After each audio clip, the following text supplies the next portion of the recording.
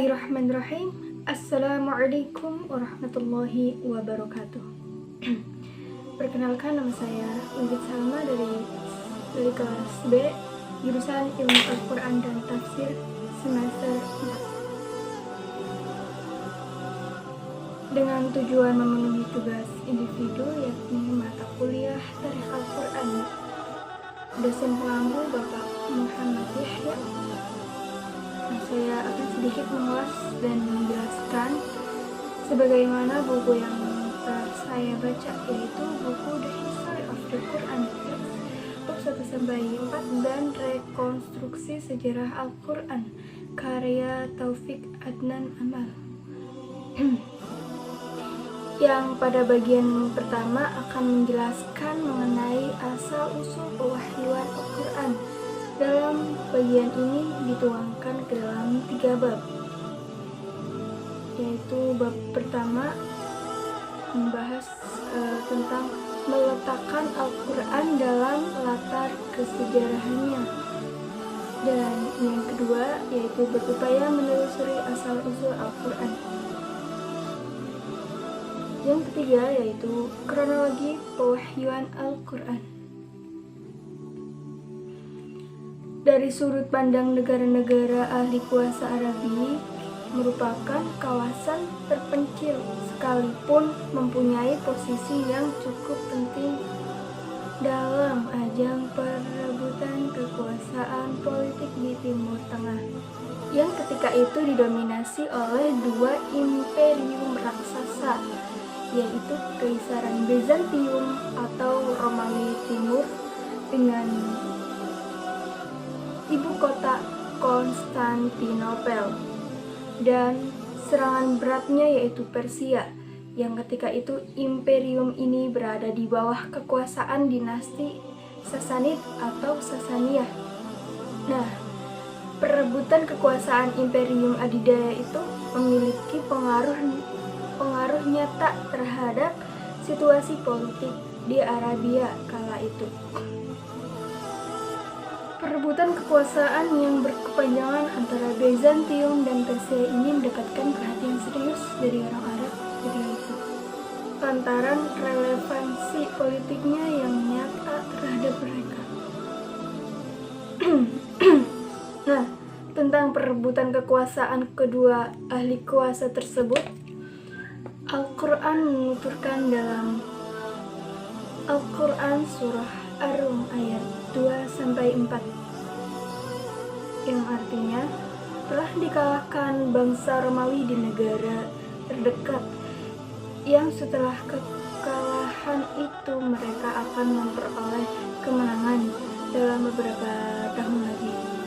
Nah, bagian awal pernyataan ini menunjuk kepada serangkaian kekalahan yang dialami Bizantium pada permulaan abad ke-7, khususnya pendudukan Yerusalem oleh bala tentara Persia. Sementara bagian selanjutnya yaitu merupakan prediksi tentang kemenangan akhir Bizantium atas Persia pada perempatan kedua abad yang sama. Nah, itulah isi dari bab 1 mengenai latar kesejarahan situasi politik di Arabia. Nah, pada bab 1 ini juga dijelaskan mengenai kehidupan di Jazirah Arab, yang diantara isinya adalah mengenai suasana kehidupan orang-orang pra-Islam yang memang tidak sebanding dengan konsep nasionalisme atau seperti yang kita pahami di masa ini. Karena pada dasarnya kata-kata mereka adalah kaum atau suku. Walaupun demikian, terdapat adat istiadat yang diterima secara luas dan lazimnya dikenal sebagai kebijakan-kebijakan utama, diantaranya adalah keberanian, kedermawanan, dan juga menepati janji. Nah, setelah itu di bagian bab 1 ini juga dijelaskan mengenai keagamaan, yang dijelaskan suasana keagamaannya dan juga kehidupan Rasulullah Shallallahu Alaihi Wasallam. Pada bab ini ada bagian yang menarik, yaitu bahwasanya Nabi secara pasti tidak akan membatasi perkembangan Islam Jazirah Arab saja. Bagi beliau, Islam harus melangkah keluar jazirah. Nah, berdasarkan logika seperti ini, keberadaan surat-surat yang ditulis oleh Rasulullah SAW kepada raja-raja yang berisi seruan kepada mereka untuk memeluk Islam pada prinsipnya dapat diterima, sekalipun teks tersebut yang kita warisi di masa ini bisa dilakukan kontensitasnya. Nabi tampaknya telah menggariskan tekad bahwa Islam harus melangkah keluar Arab. Setelah pembahasan bab 1 tadi, selanjutnya kita akan membahas pada bagian bab kedua yang akan menjelaskan mengenai asal-usul Al-Quran.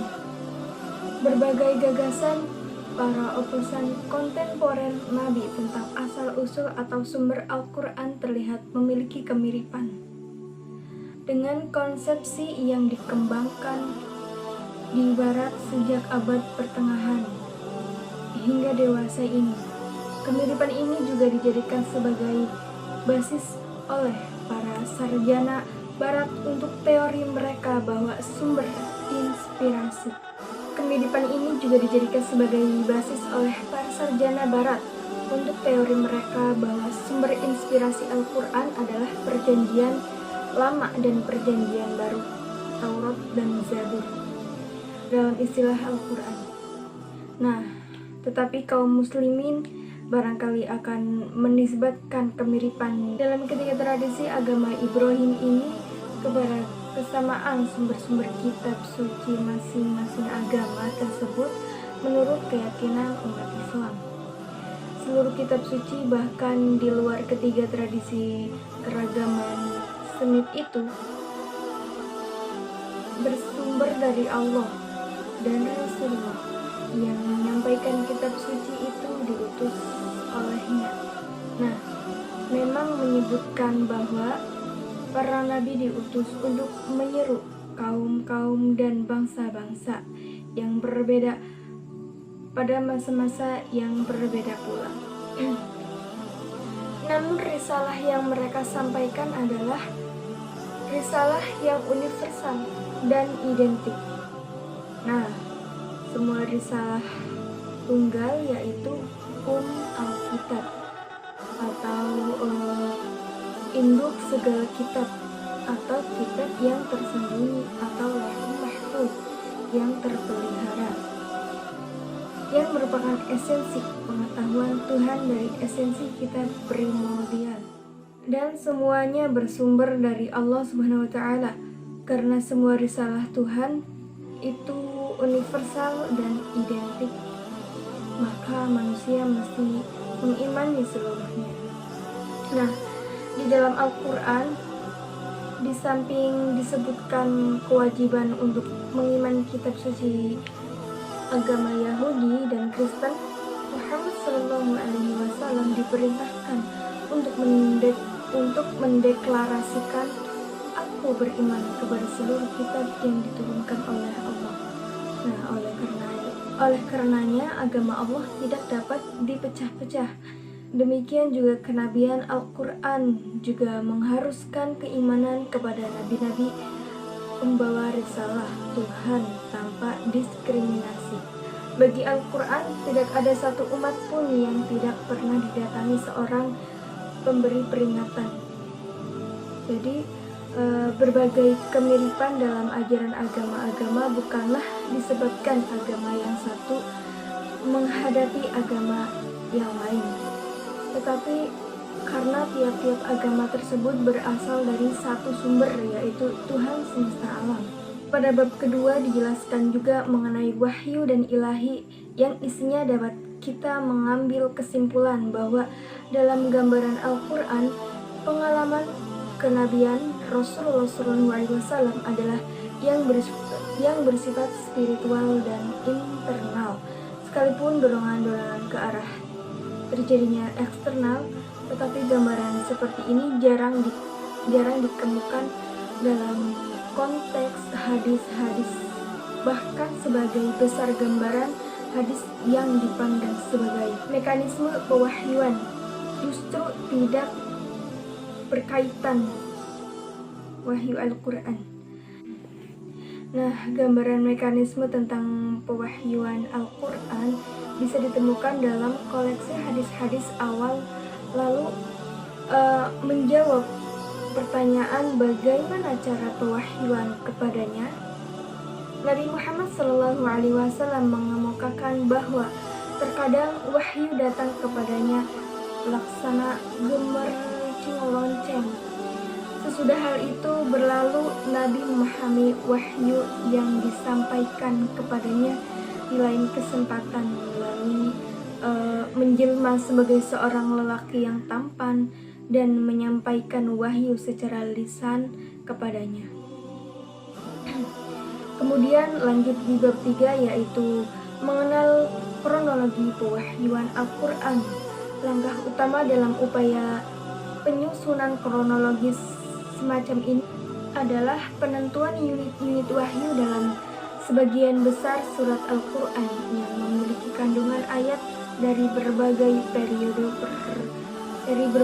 periode pewahyuan. Ketika unit-unit wahyu telah ditetapkan, maka langkah selanjutnya adalah memberi penanganan terhadapnya. Nah, tentu saja penyusunan rangkaian kronologis unit-unit wahyu Al-Quran semacam itu membutuhkan upaya-upaya kerjasama yang serius dan memakan waktu yang cukup lama. Tetapi asumsi-asumsi dasar yang telah dipaparkan tadi paling tidak akan membantu mengarahkan kita dalam penerapan rangkaian kronologis unit-unit wahyu dalam kajian tafsir tematis. Kronologis yang dewasa ini mampu mendominasi peta perkembangan tafsir Al-Quran. Mungkin dicukupkan penjelasan materi pada kali ini. Atas kesalahan dalam pengucapan atau dan lain-lain sebagainya, semoga dimaafkan. Terima kasih. Wassalamualaikum warahmatullahi wabarakatuh.